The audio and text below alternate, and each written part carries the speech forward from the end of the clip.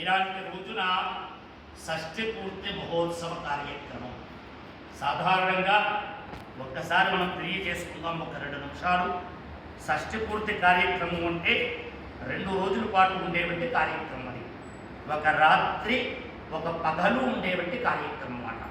ప్రాతకాలంలో మృత్తికా స్నానం, 5 రకాల మట్టిలతో స్నానం చేసి ఉత్తరేణి అలాగే వేప మొదలగు దైవ వృక్షాలు ఏవైతే ఉన్నాయో ఆ వృక్షాల యొక్క వాటితో దంతధావనం చేసి తర్వాత స్నానం ఆచరించి ఆ స్నానం తర్వాత మడిగా కూర్చుని ఆచమనీయం చేసి ముందుగా ప్రాతకాలంలో అంటే ఈ సమయంలో చేసే పూజలు గణపతి పూజ, పుణ్యాహవాచనం, ఋత్విక్ వర్ణ, మృత్యుంజయ జపం, నారాయణ జపం.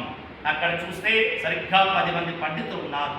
ఆ 10 మంది పండితులకి మీ గోత్రమాను ఫోన్లో అడిగి చెప్పడం జరిగింది. వాళ్ళు 5 మృత్యుంజయ జపము, 5 నారాయణ జపము చేస్తున్నారు. రేపు నవగ్రహ జపాలు చేస్తారు. ప్రాతకాలం అంటే ఉదయం చేసే కార్యక్రమాలు గణపతి పూజ, పుణ్యాహవాచనం, ఋత్విక్ వర్ణ, రక్షాబంధన, నారాయణ మంత్ర జపం, మృత్యుంజయ జపం, రుద్రాభిషేకం. అక్కడ పాషాణాలు పెట్టడం కూడా రుద్రాభిషేకం చేస్తాం.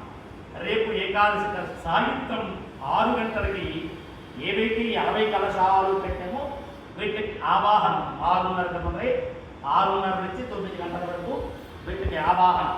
ఈ 60 సంవత్సరాలు ఉండే దేవతలందరూ వస్తారు, ఆవాహనం చేస్తాం. తిరిగి రేపు ఉదయము ఆవాహనమైన దేవతలందరికీ పునఃపూజా కార్యక్రమం ఉంటుంది.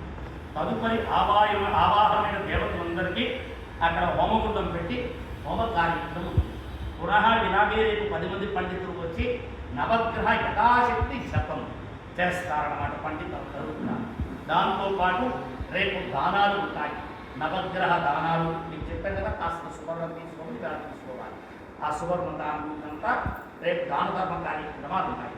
ఆ తదుపరి మీకు చక్ర స్నానం అని చెప్పేసి జల్లులు పెట్టి ఈ కలశాల్లో నీళ్ళన్నీ కూడా తీసి మిమ్మల్ని ఇద్దరిని కూర్చోబెట్టి స్నానం ఆచరించి ఆ స్నానం తర్వాత చక్ర స్నానం తర్వాత మరవి నూతన వస్త్రములు ధరించి ఇద్దరికీ వాటి వివాహ కార్యక్రమం దండల మార్చుకుని